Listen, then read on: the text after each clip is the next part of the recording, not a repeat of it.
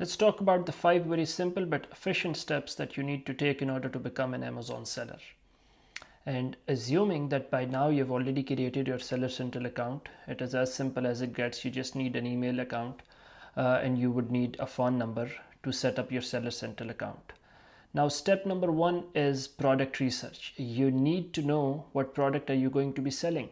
And for that purpose, we are going to use a product research tool such as Jungle Scout. And by the way, I've used multiple product research tools and I personally find Jungle Scout to be the most reasonable one. So you need to go to Jungle Scout and in the product research section, you need to apply a few filters in order to find a potential opportunity that you're going to be selling. And these are very critical filters that you need to be applying. One of them is to keep your minimum price at $20. The reason for that is because anything below that, below $20, $5, $10, or even $15, you're not going to be left with too much of a margin when it comes to profitability. There are going to be many occasions where you'd have to apply discounts, coupons, where you would have to account for days like Prime Days, Christmas Days, New Year Day. And on such occasions you need to have that margin to play along, and you need to take into account that there's going to be competitors as well, there's going to be a lot of competition as well. So having said all of that, $20 is the minimum price cap that you need to be maintaining. Number 2, there needs to be demand for that product, and this is even more important than the price factor, because no matter what you do, you just cannot create demand. So you need to make sure that there's an existing demand of that product that you might be interested in when it comes to selling that product.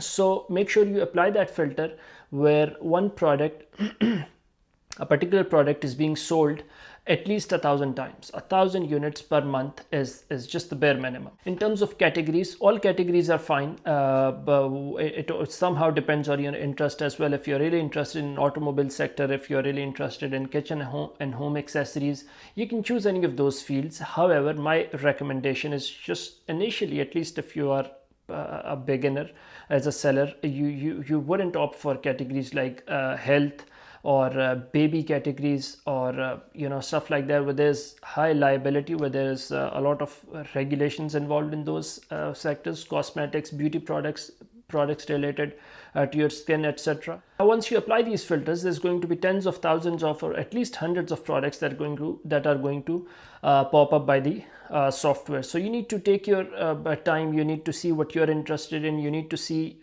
you need to shortlist a few potential opportunities. 7 to 8 products would be nice, and then winding them down to probably 2 or 3 products is the way to go. Just the last thing about this step, do not rush through this process. Product research is going to be the most important part of this whole process of becoming an Amazon seller. This is going to be the foundation of either success or failure, because that is going to determine all of your future processes and steps. Now, step number 2 is finding your top 3 suppliers. The most pertinent place for that is Alibaba. You need to go to Alibaba, and you're going to find scores of suppliers and manufacturers from around the world, but most of them would be from China. So you need to establish and initiate communication with at least 15 or 20 of them, and then based on a few factors, for instance, ease of communication, the data provided by Alibaba, verified and provided by Alibaba, which would include the total exports done in the previous fiscal year, the number of years that manufacturer has been in business, their overall rating, their certifications, and all of those factors combined, you are going to shortlist your top 3 or 5 suppliers. Once you're down to your top 3 suppliers, you are going to place sample orders with all 3 of them. 5 would be even better, but at least make sure you get your top 3 suppliers. And while you are doing that, you need to make a Google sheet. You need to organize your data. You need to rank all of them based on various factors that I just described.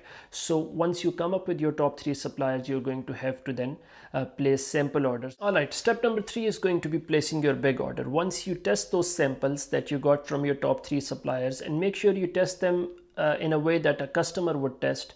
Make sure you test their wear and tear, make sure you test the durability of that product. So once you are down to your top supplier based on who is going to be providing you with the most premium quality, the supplier that is going to be the most professional, the supplier that is the easiest to communicate with. Once you're down to your top supplier, you are going to then have to place the big order. It usually is 500 units, which is the minimum order quantity set by the supplier. It could be 300 units if you're a bit cynical about how your product is going to fare with the customer. Step number 4 is going to be to get your product from your supplier to Amazon warehouse. Now, this step is very important because although you have tested your sample, although you have checked the quality of that sample, but once you are placing that big order that's going to constitute about 1000 units, 2500, whatever the number is, but it's going to be a big number. So that's a big order, and you're going to pay a huge amount for that big order. So you need to make sure that the quality is the same as was of the sample that you tested. I would recommend using WeTrust, as I've used them in my business multiple times. They are very reliable, very professional. And they don't charge too much. It's only going to be $200, $250 depending on if you want them to do a full day inspection, or if it's going to be 4 to 5 man hours of inspection. Either way, it's going to be fine. You're going to provide them with a checklist of the factors depending on the product, of what kind of checks they need to do, and then other than that checklist, they're also going to get it done through their own quality assurance and quality control checklists.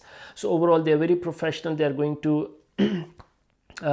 conduct that inspection and audit report on all of those products that are in the big order, whether it's 1000 or 2000 units, and they would do random sampling out of those, test those products, give you a very detailed report of about 20-25 pages that's going to show you pictures of the factory, all the circumstances that they found those products in, and everything that's going to be included in that report. So make sure you do that. You can choose any other company as well, but make sure you perform that audit just so you have the satisfaction of making sure the quality is in compatibility with your requirements. And the final step is going to be launching your product. So it's going to take 6 to 8 weeks for your product to be shipped from your supplier to Amazon warehouse. By that time, you should get done with your listing. Make sure your title includes all the relevant keywords. Make sure the photography is very decent and professional. It shouldn't look amateur, because remember, the customer is only going to make their mind whether to buy your product or not based on your listing. So it needs to be fully optimized. It needs to be very professional. It needs to give out all the relevant information regarding that product to the customer. So it really needs to help the customer in making up their mind, just to convince them enough to be able to buy your product, even if there isn't too many reviews in the beginning. And when it comes to reviews, one important thing is, initially you're going to offer discounts. Initially you're going to be offering some coupons, and initially you are going to make sure your price is very competitive when it comes to other sellers selling the same product. Once you have gotten about 10, 20, 25 reviews, then you can scale up your business. You can manipulate the pricing, you can increase the pricing, decrease the coupons, and gradually from there you would have more leverage when it comes to pricing. But initially you would have to keep your pricing very competitive, just so the customers have a reason to buy your product over a product that has got about 500 reviews compared to yours, which hasn't got any review. So there comes the pricing factor, coupons and discounts, just so it grabs their attention. There you go, you've got your product launched, and the customers are now buying that product of yours. Now there's going to be some post-launch strategies as well when it comes to PPC, when it comes to advertising, when it comes to efficient advertising as well. In the next video, we're definitely going to talk about optimization of your advertising, efficient PPC campaigns, and how to boost your organic ranking, especially in the first few months of launching your product. But thank you for watching this one. See you next time.